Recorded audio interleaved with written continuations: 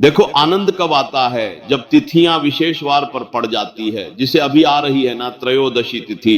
कार्तिक मास की त्रयोदशी तिथि, और इसी त्रयोदशी तिथि में प्रदोष काल के समय 3 दीपक का दान आपको करना है। लेकिन उससे पहले भाइयों और बहनों, भक्तों और श्रद्धालुओं, जय शिव शंकर। आज हम चर्चा करेंगे एक अत्यंत पवित्र, मंगलमय और कल्याणकारी तिथि की, कार्तिक शुक्ल प्रदोष व्रत की। जो व्यक्ति भगवान भोलेनाथ की कृपा पाना चाहता है, जो अपने जीवन से दरिद्रता, रोग और दुख को मिटाना चाहता है, उसे प्रदोष व्रत अवश्य ही करना चाहिए। शास्त्रों में कहा गया है, प्रदोष के समय जो भगवान शिव की आराधना करता है, उस पर स्वयं महादेव की कृपा बरसती है, जैसे सावन की वर्षा तपे हुए धरती को शीतलता देती है।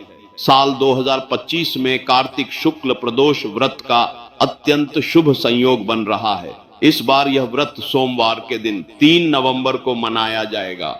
सोमवार स्वयं भोलेनाथ को अत्यंत प्रिय दिन है, और जब प्रदोष व्रत सोमवार को आता है तब उसे सोम प्रदोष कहा जाता है। यह तिथि साधक के जीवन में अपार आध्यात्मिक ऊर्जा, धन, संतोष और शांति का संचार करती है। शास्त्रों का कथन है कि सोम प्रदोष का सामर्थ्य इतना है कि यह सभी पापों को नष्ट कर देता है और समस्त इच्छाओं की सिद्धि प्रदान करता है। अब आइए जानते हैं इसका शुभ मुहूर्त। कार्तिक शुक्ल त्रयोदशी तिथि प्रारंभ होगी 3 नवंबर को प्रातः 5:07 पर और समाप्त होगी 4 नवंबर को प्रातः 2:05 पर। पूजा करने का प्रदोष काल रहेगा सायंकाल 5:24 से रात्रि 8:11 तक। इस अवधि में आप यदि श्रद्धा, भक्ति और नियम पूर्वक भगवान शिव की आराधना करते हैं तो निश्चित जानिए आपका जीवन मंगलमय हो जाएगा। अब जानते हैं कि इस पवित्र व्रत की विधि क्या है। प्रदोष के दिन प्रातः स्नान के पश्चात सबसे पहले सूर्य देव को जल अर्पित करें। तत्पश्चात पूरी श्रद्धा से भगवान शिव परिवार, माता पार्वती, कार्तिकेय, गणेश जी, नंदी और समस्त गणों की श्रीमुख पूजन करें। प्रदोष व्रत में सबसे बड़ा कार्य होता है प्रदोष काल में शिव पूजन। स्नान के उपरांत आप घर के मंदिर में या शिव मंदिर जाकर भगवान को पंचामृत अर्थात दूध, दही, घी, शहद और शक्कर से स्नान कराएं। इसके पश्चात शुद्ध जल से अभिषेक करें। भोलेनाथ पर बेल पत्र, अक्षत, पुष्प, धूप, दीप अर्पित करें। उन्हें फल और नैवेद्य चढ़ाएं और अंत में प्रेम पूर्वक आरती करें। इस दिन यदि कोई भक्त भगवान को चावल की खीर, सत्तू या घी में मिलाई हुई शक्कर का भोग लगाता है तो उसके जीवन से दरिद्रता, बाधाएं और नकारात्मक ऊर्जा समाप्त हो जाती है। पूजा के समापन पर परिवार सहित शिव प्रदोष कथा का पाठ करें और आशीर्वाद प्राप्त करें। यह कथा सुनने मात्र से पापों का क्षय होता है और पुण्य का संचित भंडार बढ़ता है। अब सुनिए सोम प्रदोष व्रत के विशेष उपाय, जो प्रेमानंद जी महाराज के प्रिय उपदेशों के अनुसार जीवन में अद्भुत परिवर्तन लाते हैं। इस दिन आपको केवल 3 दीपक तैयार करने हैं। ये दीपक सामान्य नहीं होते, यह आपकी श्रद्धा, आपके विश्वास और आपके भाग्य के 3 स्तंभ बन जाते हैं। सबसे पहले किसी साफ स्थान पर बैठकर शांत चित्त से 3 दीपक बनाइए। दीपक आटे के होने चाहिए, सामान्य गेहूं के आटे से जिसमें नमक ना हो। आटे का दीपक साधक के कर्मों की शुद्धता का प्रतीक माना गया है। प्रत्येक दीपक में शुद्ध घी का प्रयोग करें। तीनों दीपकों में लंबी बत्तियां बनाएं और ध्यान पूर्वक भरें कि घी समान मात्रा में हो। अब इन तीनों दीपकों को क्रम से इस प्रकार जलाना है। पहला दीपक अपने घर के मुख्य द्वार के दाईं ओर जलाना है। जब भी आप घर में प्रवेश करें तो मुख्य द्वार के अंदर सीधी दिशा में दीपक रख दें। यह दीपक आपके घर में आने वाले धन, सुख और आशीर्वाद का प्रतीक होता है। इससे स्थायी लक्ष्मी की स्थापना होती है। दूसरा दीपक आपको शिव मंदिर में जलाना है। जब मंदिर में प्रवेश करें तो ठीक द्वार के भीतर दाईं ओर दीपक रखिए। इस प्रकार की दीपक की लौ मंदिर के बाहर की ओर रहे। इसका तात्पर्य यह है कि भोलेनाथ का प्रकाश केवल मंदिर में ही नहीं, आपके हर कार्य, हर दिशा, हर संकल्प में फैले। तीसरा दीपक सबसे विशेष है। इसे बेल वृक्ष की जड़ में जलाना है, क्योंकि बेल वृक्ष भगवान शिव को अत्यंत प्रिय है। बेल पत्र से शिव की कृपा शीघ्र प्राप्त होती है। दीपक जलाने से पहले बेल के नीचे एक साबुत चावल का दाना रखिए। यह स्थायित्व का प्रतीक है, टूटना या खंडित होना नहीं चाहिए। उस चावल के दाने के ऊपर दीपक रखकर उसे प्रज्वलित करें। फिर बैठ जाइए वहां शांति से, नेत्र बंद कर। पहले 11 बार AUM नमः शिवाय मंत्र का जाप करें।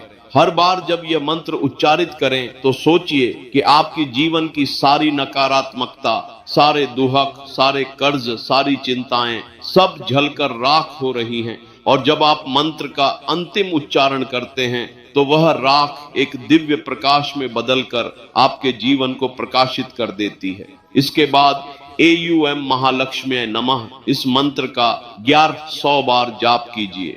यह मंत्र माता लक्ष्मी को प्रसन्न करने वाला है। जब सोमवार के दिन प्रदोष तिथि में यह उपाय किया जाता है तो भगवान शिव और माता लक्ष्मी दोनों की संयुक्त कृपा साधक को प्राप्त होती है। यह उपाय धन संबंधित सभी बाधाओं को दूर करता है, व्यापार में वृद्धि करता है और घर में लक्ष्मी का स्थायित्व लाता है। ध्यान रखिए, दीपक लगाए जाने का समय केवल प्रदोष काल ही होना चाहिए। यह काल सूर्यास्त के बाद शुरू होता है और लगभग 1.5 घंटे तक रहता है। इस समय को शास्त्रों में शिव प्रिय काल कहा गया है।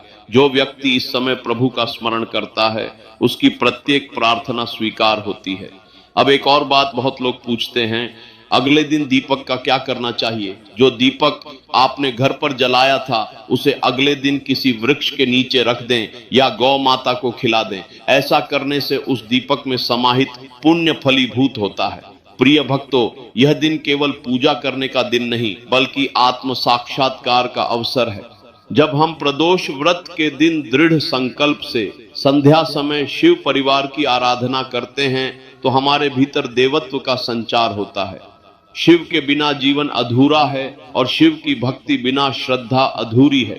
जब भक्त सच्चे मन से तेल या घी का दीपक जलाकर उनके समक्ष प्रणाम करता है तो वह दीपक केवल मिट्टी या आटे का नहीं रहता, वह साधक के भाव का प्रतीक बन जाता है। भाइयों, याद रखिए, जिस घर में प्रदोष तिथि पर दीप जलते हैं उसमें दरिद्रता कभी प्रवेश नहीं करती। जहां AUM नमः शिवाय की ध्वनि गूंजती है वहां असुर शक्तियां पास तक नहीं फटकती।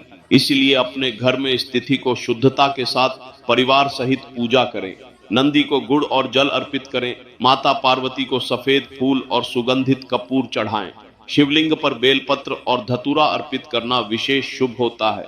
इससे जीवन की समस्त रुकावटें दूर होती हैं। और हाँ, इस वर्ष का यह संयोग विशेष रूप से शक्तिशाली है क्योंकि इस दिन सर्वार्थ सिद्धि योग, रवि योग, शुक्ल योग और ब्रह्म योग का अद्भुत संगम हो रहा है। यह बहुत ही दुर्लभ योग है। इस दिन जो भी साधक भगवान शिव और माता लक्ष्मी का नाम स्मरण करेगा उसके जीवन में नया अध्याय प्रारंभ होगा। यह योग ऐसा है जो न केवल भौतिक सुख देता है बल्कि आध्यात्मिक उन्नति भी कराता है। जब आप दीपक जलाकर मंत्र जप कर लें तब अंत में दोनों हाथ जोड़कर कहिए, हे महादेव, जैसे तुम समस्त लोगों के संकट हरते हो वैसे ही मेरे जीवन से भी अशांति और अभाव का नाश करो। माता लक्ष्मी, मेरे घर में सदैव स्थिर निवास करो। इस एक भावपूर्ण प्रार्थना से ही प्रकृति की सारी ऊर्जा आपकी ओर प्रवाहित होती है। जो श्रद्धा से यह उपाय करता है उसके जीवन में कभी धन की कमी नहीं रहती। जो शिवलिंग पर अक्षत और शमी के फूल अर्पित करता है उसका भाग्य स्वयं शिव लिखते हैं। अंत में अपने परिवार सहित हर हर महादेव का जय घोष करें क्योंकि यह जय घोष ही उस वातावरण को पूर्ण बनाता है। तो भक्तों, इस बार 3 नवंबर के दिन जब प्रदोष काल आए तो यह 3 दीपक का उपाय अवश्य करें। सिर्फ कर्मकांड नहीं, भावना से कीजिए।